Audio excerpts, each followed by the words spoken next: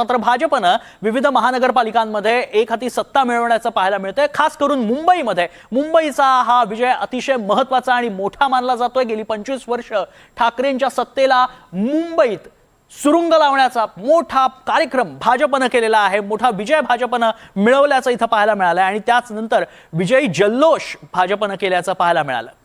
त्यामुळे मोठी घडामोड, ऐतिहासिक घडामोड म्हणावी लागेल। ज्या पद्धतीत महायुतीला हे यश मिळालंय मुंबईमध्ये विविध महानगरपालिकांमध्ये ते विशेष म्हणावं लागेल। आपण पाहतोय भाजपला संभाजीनगर असेल, नाशिक असेल, मीरा भाईंदर असेल, कल्याण असेल, डोंबिवलीत असेल, या विविध महापालिकांमध्ये यश मिळवल्याचं भाजपनं पाहायला मिळतंय। पुन्हा एकदा जाऊयात, आपल्यासोबत अमृता फडणवीसजी जोडल्या गेलेल्या आहेत। अमृताजी, खूप खूप स्वागत तुमचं एनडीटीव्ही मराठीमध्ये पुन्हा एकदा। कसं बघताय या विजयाकडे, खास करून मुंबईतला विजय? खूपच चांगलं वाटतंय की महाराष्ट्राने कौल दिलेला आहे आज आपला, त्याचं स्वागतच आहे। आणि धन्यवाद देते मी महाराष्ट्राच्या प्रत्येक वोटरला, ज्यांनी मोदीजींचं विजन ओळखून, देवेंद्रजींची ट्रान्सपेरन्सी आणि मिशन ओळखून आणि प्रत्येक कार्यकर्त्याची मेहनत ओळखून त्यांना वोट दिलेला आहे आज, आणि आज त्यांना लीडरशिप पोझिशन मध्ये बसवलेलं आहे। खूप खूप धन्यवाद। आणि जे हे राजकारण आहे प्रांताचं, भाषेचं, हे आज बंद केलं आहे प्रत्येक वोटरनी, आपल्या युथनी, आपल्या स्त्रियांनी, आपल्या वोटर्सनी, याचा पण आनंद आहे। अगदी अमृताजी, तुम्ही नेहमी बेधडक रोखठोक असं ट्विट करताना आम्हाला पाहायला मिळतात किंवा तुमच्या प्रतिक्रिया अगदी सुस्पष्ट असतात, तुम्ही थेट बोलता। ठाकरेंची 25 वर्षांची सत्ता उलथवण्यात भाजपला यश आल्याचं पाहायला मिळतंय। ठाकरेंनी खरं तर मराठी अस्मितेचा मुद्दा देखील या संपूर्ण प्रचारामध्ये आणला होता, तो मोडीत काढला। कसं बघता याकडे? मला वाटतं मराठी अस्मिता असते काय, बेसिकली काय असते हे आपल्या राज्यकर्त्यांना माहीत असायला पाहिजे, आणि तसेच राज्यकर्ते आपले लीड करायला पाहिजे। आणि त्यात काय असतं, मराठी माणसाला एक सोयीस्कर आणि चांगलं जीवन जगता यावं, ह्यातच मराठी अस्मिता असते।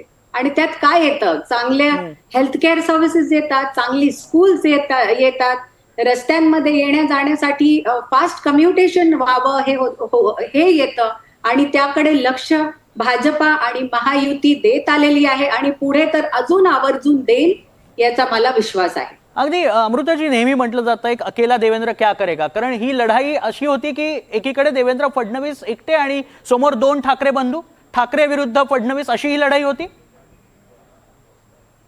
नाही, हे ठाकरे विरुद्ध फडणवीस मला नाही वाटत अशी लढाई होती। हे वेगवेगळे विजन्स होते। काही लोकांना डिवाइड करायचं होतं आपल्याच हिंदू बांधवांना, आणि काही लोकांना यांनाच एक करून महाराष्ट्राच्या डेव्हलपमेंट, प्रगतीसाठी काम करायचं होतं। तर त्यात महाराष्ट्राने very smartly it has chosen it's leadership.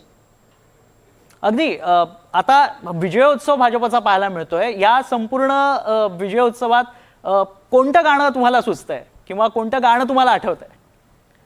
समर्पक असं गाणं नाही आठवतंय मला, फक्त हेच कळतंय की एक खूप मोठी जी रिस्पॉन्सिबिलिटी आहे ती आता या महायुतीकडे आहे, प्रत्येक कार्यकर्त्याकडे आहे। मोदीजींची विजन जी हे घेऊन पुढे चाललेले आहेत ती प्रत्येक शेवटच्या माणसापर्यंत न्यायची आहे।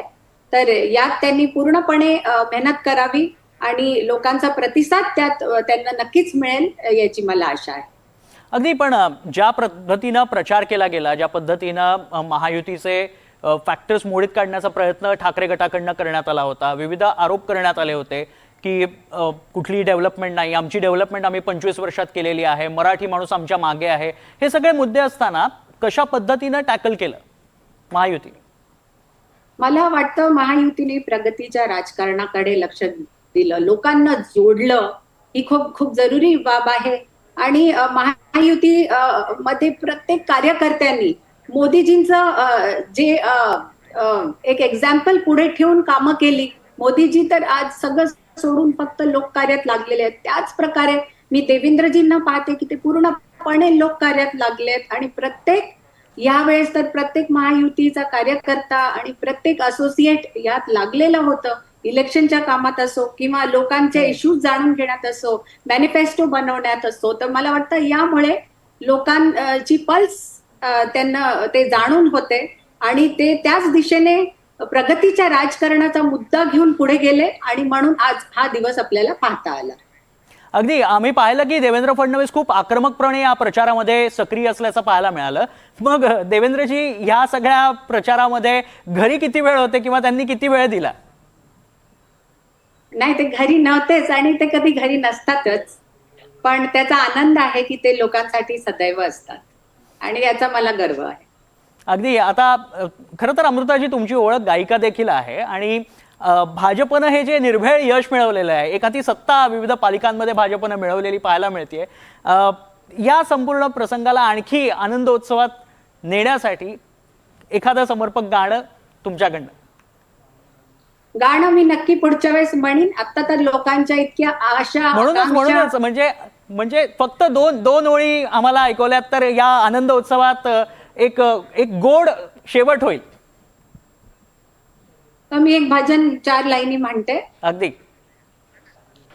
अच्युतं केशवं कृष्ण दामोदरं रामनारायणं जानकी वल्लभं. कौन कहते हैं भगवान आते नहीं, कौन कहते हैं भगवान आते नहीं, तुम मीरा के जैसे बुलाते नहीं, तुम मीरा के जैसे बुलाते नहीं. खूप छान, खूप छान. धन्यवाद. पुन्हा एकदा तुमचं खूप खूप अभिनंदन आणि धन्यवाद NDTV मराठीशी संवाद साधलात त्यासाठी.